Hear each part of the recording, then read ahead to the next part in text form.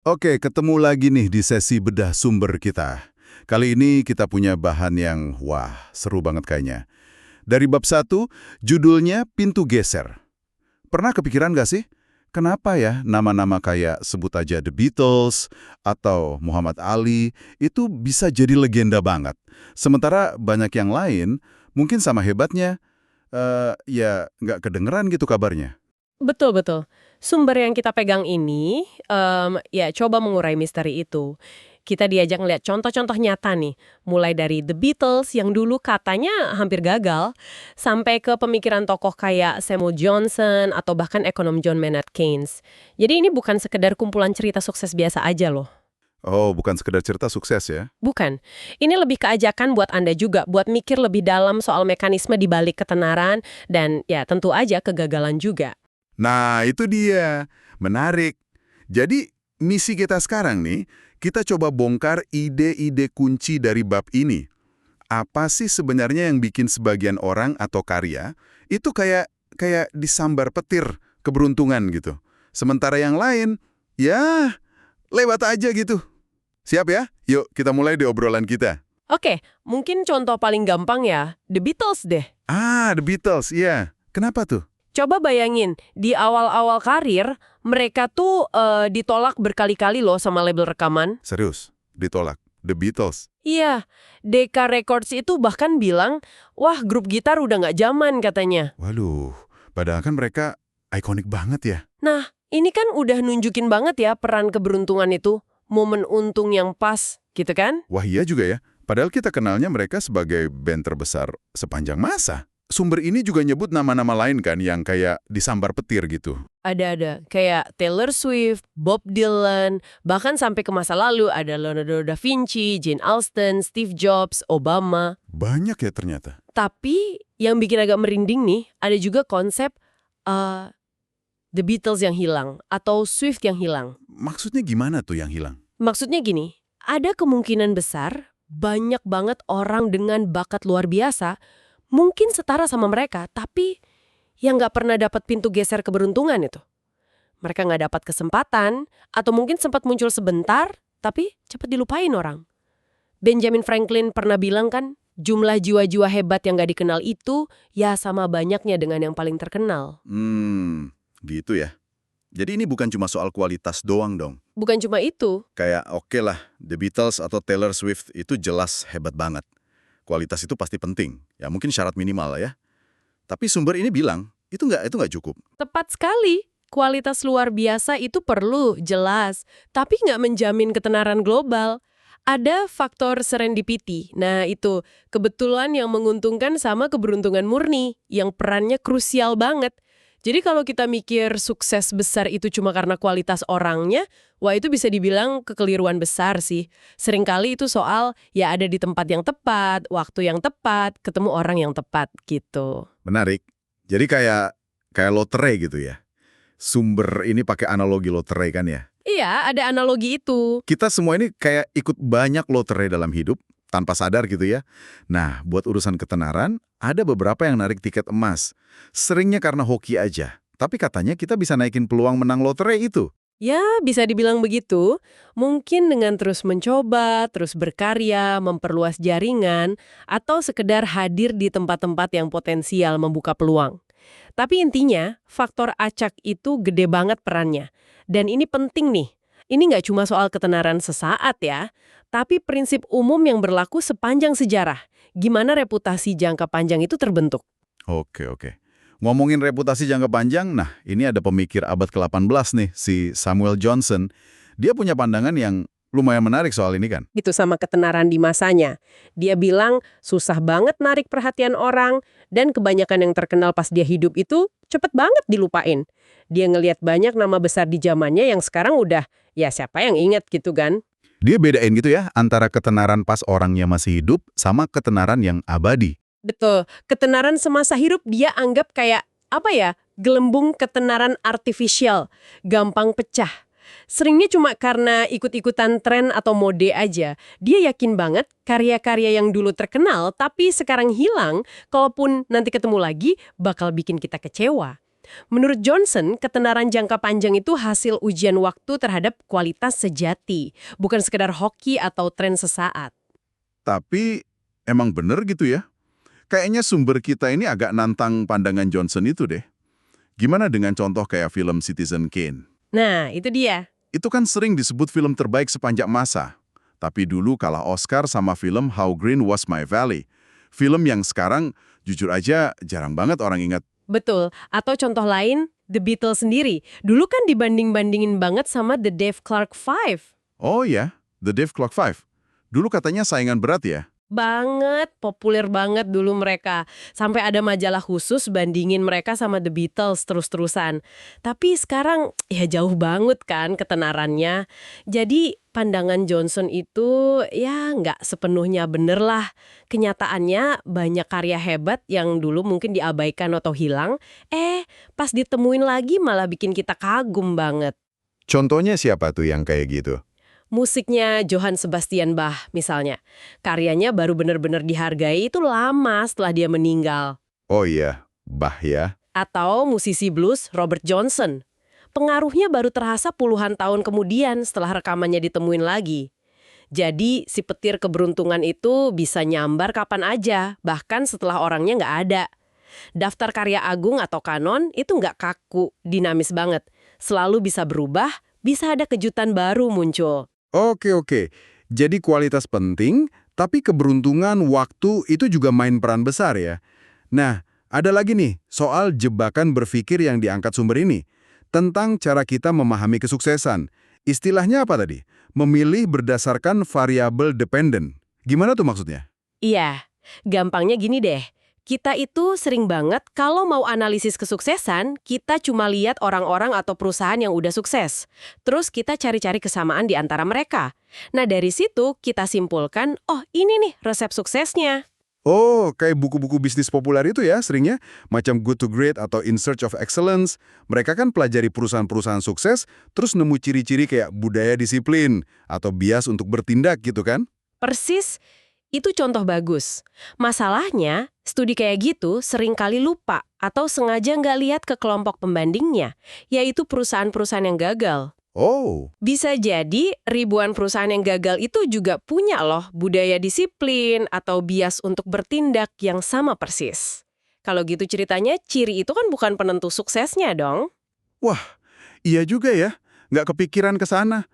Jadi cuma nemuin kesamaan di antara yang sukses itu belum tentu bukti kalau itu penyebabnya. Belum tentu sama sekali. Kayak studi soal ilmuwan terkenal itu ya. Katanya mereka punya penyerapan mendalam dalam pekerjaan, fokus banget gitu. Betul, mungkin 64 ilmuwan top emang begitu.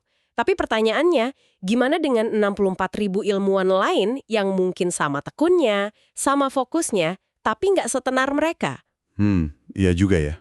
Bisa jadi penyerapan mendalam itu syarat perlu, oke lah, tapi jelas nggak cukup. Ini juga nyerempet ke jebakan korelasi versus kausalitas. Hanya karena dua hal terjadi barengan, bukan berarti yang satu nyebabin yang lain kan? Terus kenapa sih kok cerita-cerita sukses yang simplistis gitu laku banget ya di pasaran? Karena kita pada dasarnya suka cerita yang simpel, yang jelas sebab akibatnya. Lebih gampang dicerna, lebih memotivasi mungkin ya. Ada studi menarik dari Lifshitz DKK. Mereka kasih cerita soal pendiri perusahaan ke peserta. Kalau dikasih cerita pendiri yang drop out kayak Bill Gates, orang cenderung bikin narasi sendiri kenapa drop out itu bagus buat sukses. Tapi kalau dikasih cerita yang lulusan bagus kayak Jeff Bezos, narasinya beda lagi. Kita tuh gampang banget merangkai penjelasan dari 1-2 contoh aja.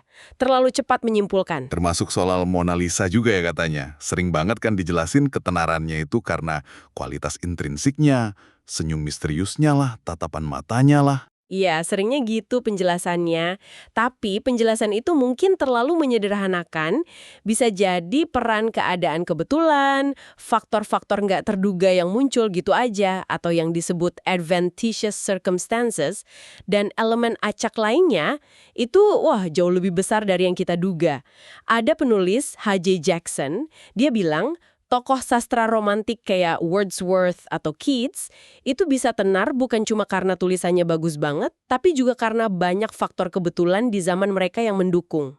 Oke, jadi Intinya nih peringatan penting dari sumber ini.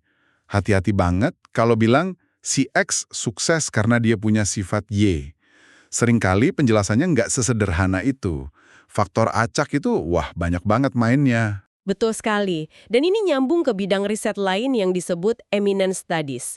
Studi tentang keunggulan atau ketenaran abadi gitu.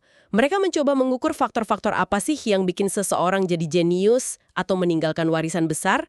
Salah satu tokoh utamanya Dean Keith Simonton. Oh iya, apa temuan dia? Katanya IQ tinggi itu penting ya? Dia bilang IQ tinggi itu relevan ya, tapi dia juga ngaku itu bukan satu-satunya faktor. Nah, klaim dia yang lebih kuat, yang bilang semakin tinggi kemampuan seseorang, semakin besar dampaknya bagi generasi mendatang, ini yang menurut sumber kita agak kurang bukti kuatnya. Kenyataannya kan banyak banget orang super mampu yang dampaknya, ya biasa aja, nggak sebesar kemampuannya. Dia juga neliti filsuf kan ya? Ada ribuan gitu. Apa tuh temuan dia di situ? Iya, dia neliti lebih dari 2.000 filsuf. Dia nemuin ada korelasi antara tingkat keunggulan filsuf itu dengan jumlah isu yang mereka bahas, seberapa ekstrim pandangan mereka, bahkan ada juga korelasi sama kecenderungan dianggap ketinggalan zaman. Aneh ya? Agak aneh sih, tapi oke. Terus? Tapi yang paling mencengangkan, dan ini penting banget, hampir 80% variasi dalam tingkat keunggulan para filsuf itu tetap nggak bisa dijelaskan oleh faktor-faktor yang dia ukur. 80%? Itu banyak banget dong faktor X-nya. Banyak banget. Plus ingat lagi ya, ini cuma korelasi, bukan berarti sebab akibat. Mungkin ada faktor lain yang nggak keukur sama sekali. Dia juga coba jelasin popularitas drama Shakespeare katanya. Ya, dia nemu misalnya drama soal raja-raja gitu kurang populer dibanding yang fokus ke tema kegilaan atau emosi yang kuat. Menarik sih, tapi ya itu tadi. Asosiasinya lemar gitu ya. Cenderung lemah. Dan pertanyaan lanjutannya, apa persisnya yang bisa kita pelajari dari situ untuk memprediksi karya mana yang bakal hits di masa depan? Susah banget. Jadi intinya studi-studi kayak gini pun sebenarnya mengakui kalau prediksi itu susah banget ya. Balik lagi ke masalah memilih berdasarkan variabel dependen tadi. Benar sekali. Kita lihat yang sukses, kita cari polanya, tapi kita lupa sama lautan kegagalan yang mungkin punya pola yang sama persis. Makanya, memprediksi siapa atau apa yang bakal jadi legendaris itu, wah, hampir mustahil kayaknya. Terlalu banyak faktor acak yang bermain. Nah, ini nyambung banget nih ke inti bab ini. Metafora pintu geser atau sliding doors. Bisa dijelasin sedikit nggak konsepnya gimana? Oke, jadi bayangin gini, Anda itu bisa melangkah lewat pintu yang berbeda menuju, ya, realitas alternatif. Gitu kasarnya. Nah, di dunia lain itu, icon-icon yang kita kenal banget sekarang, The Beatles, Bob Dylan, Van Gogh, mungkin film Star Wars, bisa jadi mereka sama sekali nggak dikenal. Sama sekali nggak dikenal. Terus gimana? Iya, tempat mereka itu mungkin diisi oleh orang lain yang namanya sekarang asing lamat buat kita. Sumber ini kasih contoh, mungkin di dunia lain itu bukan Bob Dylan yang jadi ikon folk, tapi penyanyi namanya Connie Converse. Connie Converse. Baru dengar namanya. Gila juga ya ngebayangin ya. Iya kan? Atau contoh nyata yang paling kuat mungkin Muhammad Ali deh. Cerita dia bisa masuk ke dunia tinju itu, wah kebetulan banget. Gimana tuh ceritanya? Waktu dia usia 12 tahun, sepedanya dicuri. Terus dia lapor ke polisi.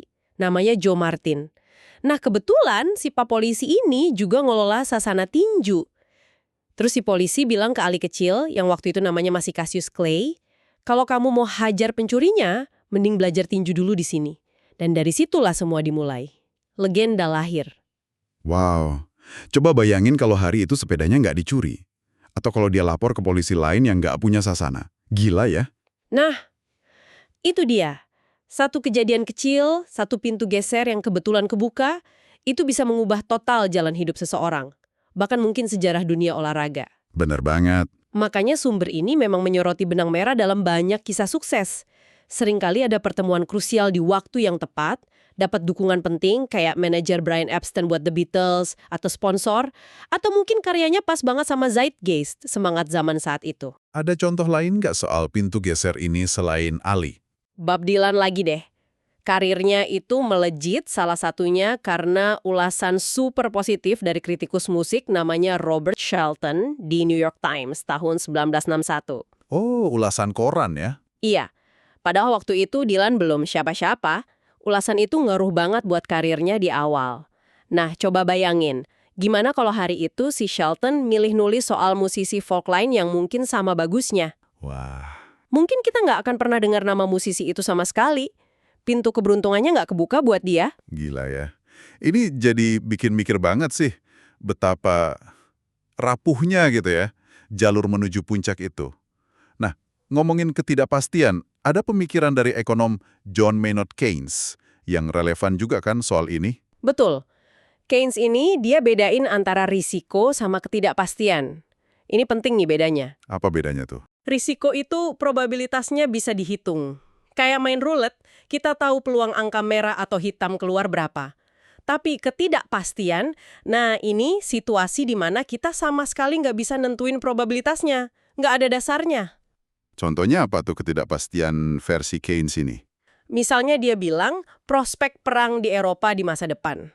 Atau harga tembaga 20 tahun dari sekarang. Atau kapan sebuah penemuan baru bakal jadi usang diganti yang lebih baru. Intinya Keynes bilang soal hal-hal kayak gini kita sama sekali nggak tahu, bener-bener nggak tahu. Terus gimana biasanya orang ngadepin ketidakpastian model begini? Kan nggak bisa dihitung peluangnya. Keynes justru mengkritik cara-cara umum yang biasa kita pakai. Misalnya kita sering banget berasumsi kalau masa kini itu ya cerminan masa depan.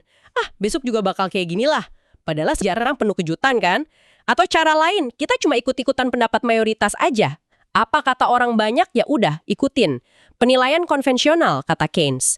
Menurut dia, cara-cara ini rapuh banget, bisa ambruk kapan aja karena nggak didasari pengetahuan nyata soal masa depan yang emang nggak pasti itu. Wah, dalam juga ya pemikirannya. Ini nyambung gak sih sama studi yang namanya Fragile Families Challenge itu? Yang katanya coba prediksi masa depan anak-anak pakai data seabrek? Nyambung banget. Studi itu keren banget metodenya. Jadi peneliti ngasih data masa kecil ribuan anak yang super lengkap. Data kesehatan, keluarga, pendidikan, lingkungan. Pokoknya ribuan variabel deh per anak. Kebanyak tim ilmuwan data dari seluruh dunia. Tugasnya simple, prediksi hasil hidup anak-anak ini pas mereka remaja usia 15. Hasilnya apa aja? Macem-macem. IPK, tingkat grit semacam ketangguhan mental, risiko kena gusur, kesulitan ekonomi keluarga, sampai apakah orang tuanya bakal di PHK atau ikut pelatihan kerja. Wow, datanya lengkap banget ya. Hasilnya gimana? Dengan data selengkap itu dan pakai ilmuwan data jago-jago, prediksinya pasti akurat banget dong. Justru itu yang bikin kaget semua orang. Ternyata, bahkan pakai algoritma machine learning paling canggih sekalipun, teknik AI yang katanya jago nemu pola, prediksinya itu, ya ampun, nggak jauh lebih baik dari tebakan acak.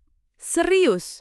Nggak lebih baik dari nebak? Iya, terutama buat kejadian-kejadian spesifik kayak orang tua di PHK atau ikut pelatihan kerja, akurasinya rendah banget. Padahal datanya ribuan variabel per anak loh. Loh, kok bisa gitu ya? Kenapa prediksinya jelek? Kesimpulan dari studi itu kuat banget. Ada batas fundamental kemampuan kita untuk memprediksi jalan hidup seseorang sekalipun datanya melimpah ruah. Kenapa? Ya karena itu tadi, terlalu banyak pintu geser tak terduga yang bisa muncul kapan aja. Pintu geser lagi ya? Contohnya apa aja tuh pintu geser yang nggak kedeteksi sama data ribuan variabel itu? Bisa apa aja. Hal-hal kecil yang nggak ke-record. Misalnya si anak patah kaki pas mau ikut kompetisi penting. Atau sebaliknya, dia ketemu guru musik yang super inspiratif di sekolah baru. Atau nemu temen baru yang ngubah cara pandangnya total. Atau bisa juga sesimpel dengar lagu tertentu di radio pas lagi galau banget, terus jadi termotivasi. Atau lihat satu gambar di berita yang bikin dia tergerak, kayak gambar ikonik Tank Man di Tiananmen Square itu. Atau mungkin kejadian personal kecil banget yang nggak terekam data sama sekali tapi dampaknya gede buat hidup orang itu. Banyak banget kemungkinannya. Oke. Jadi, setelah kita obrolin panjang lebar nih bab 1 pintu geser ini, kesimpulannya apa dong? Kayaknya rumit banget ya, jalan menuju ketenaran atau kesuksesan itu.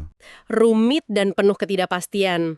Jelas ini bukan cuma soal bakat atau kerja keras doang, meskipun ya jelas itu fondasi yang penting banget ya. Tapi faktor keberuntungan, kebetulan murni, momen-momen krusial yang nggak disangka-sangka, dapat dukungan pas di saat yang tepat, dan bahkan cara kita sendiri yang cenderung menyederhanakan cerita sukses, wah itu semua punya andil yang gede banget. Terus, kenapa nih ini penting buat kita tahu? Buat Anda yang dengerin sekarang, apa relevansinya? Menurut saya sih penting.